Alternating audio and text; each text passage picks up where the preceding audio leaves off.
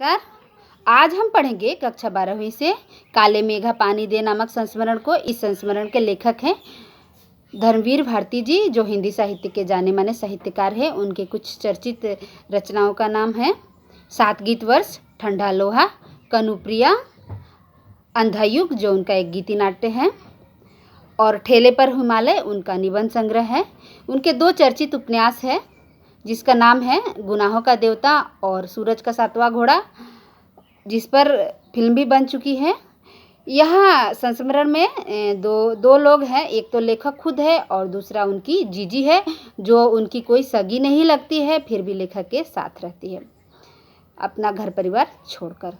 तो लेखक की जो जीजी है, जीजी अर्थात दीदी, वो उनकी माँ से भी उम्र में बड़ी है और वह पुरानी परंपराओं को मानने वाली है, और लेखक है आधुनिक युग का, जो अंधविश्वास में बिल्कुल भी विश्वास नहीं करता है। तो आषाढ़ के महीने में क्या होता है, आषाढ़ के महीने के अंतिम सप्ताह में बारिश अगर नहीं होती है तो जिस गांव में लेखक रहता है वहाँ उस गांव के बच्चे 16, 17, 15 साल के ऐसे बच्चे नंगे होकर सिर्फ जांघिया पहनकर और पानी के साथ खेल खेलते हैं, और घर के लोग जो घर के काम के लिए पानी जमा करके रखते हैं, क्योंकि कुएं का पानी भी काफ़ी नीचे जा चुका होता है और ट्यूबवेल का पानी भी नीचे बारिश नहीं होने के कारण काफ़ी ज़मीन के निचली सतह में पहुंच जाता है। उस समय पानी बचा कर रखे हुए पानी को लोग घर के छत पर चढ़ के उन बच्चों पर डालते हैं। बच्चे मस्ती करते हैं, कीचड़ बनाते हैं और खेलते हैं, गंगा मैया की जय बोलते हैं और बोलते हैं काले मेघा पानी दे, और इस तरीके के कई वाक्य बोला करते हैं। काले मेघा पानी दे, गगरी फूटी बैल पियासा, पानी दे गुड़धानी दे, काले मेघा पानी दे, इस तरीके का वाक्य बोलते हैं।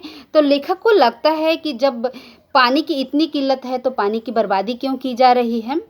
तो जो लेखक की जीजी है उनको समझाती है कि अगर हमको ज़्यादा कुछ चाहिए तो हमें कुछ दान में देना पड़ेगा, या तो पृथ्वी हो या कोई भी चीज़, अगर जो चीज़ हमको चाहिए उसको हमको दूसरों को देना पड़ेगा।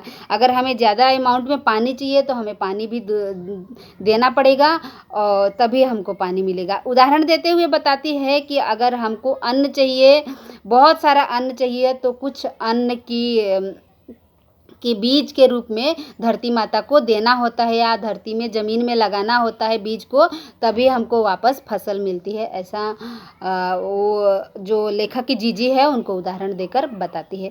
कई बार ऐसा होता है कि लेखक की जीजी दान करने के लिए देती है, जैसे ऐसा हमारे समाज में माना जाता है कि कुछ पूजा पाठ हो चाहे कुछ हो तो हम दान करते हैं।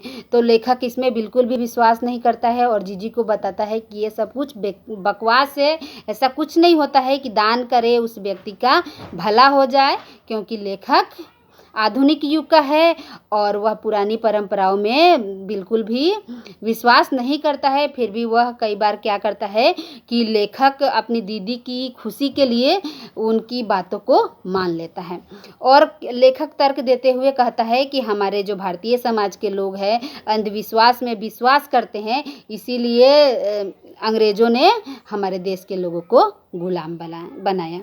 और वो लोगों को सलाह देते हैं कि जो पुरानी बातें हैं उनको छोड़कर जो वास्तविक बातें हैं, जो ये दान धर्म करने से, पानी के बदले पानी डालने से बारिश होती है, इन बातों को छोड़कर जो वैज्ञानिक तथ्य हैं उसको माने और हमारा समाज आगे बढ़े। धन्यवाद।